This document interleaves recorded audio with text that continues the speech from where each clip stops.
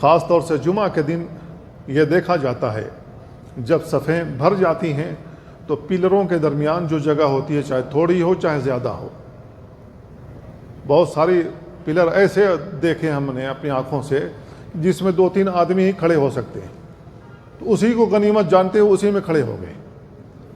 اور کچھ پلر دور دور ہوتے ہیں تو جس میں 10-15 لوگ کھڑے ہو سکتے ہیں تو وہاں کھڑے ہو گئے۔ تو اس طریقے سے پوری مسجد بھر جاتی ہے۔ اللہ کے نبی صلی اللہ علیہ وسلم کے زمانے میں بھی مسجد کے اندر پلر موجود تھے جو لکڑی کے لگائے گئے تھے مسجد نبوی میں۔ اب صحابہ کرام کیسے عمل کرتے تھے، احادیث کی روشنی میں اسے سمجھنے کی آپ کوشش کریں۔ قرہ بن ایاس رضی اللہ تعالیٰ عنہ کہتے ہیں کننا ننہا ان نصف بین السواری علی عہد رسول اللہ صلی اللہ علیہ وسلم ونطرد عنہا تردن۔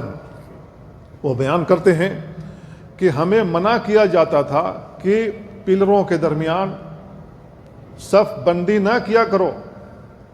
منع کرنے والی کون ہستی؟ اللہ کے نبی صلی اللہ علیہ وسلم۔ کیوں منع کیا جاتا تھا صفوں کو پلروں کے درمیان لگانے سے؟ کیونکہ اس سے صف کٹ جاتی ہے۔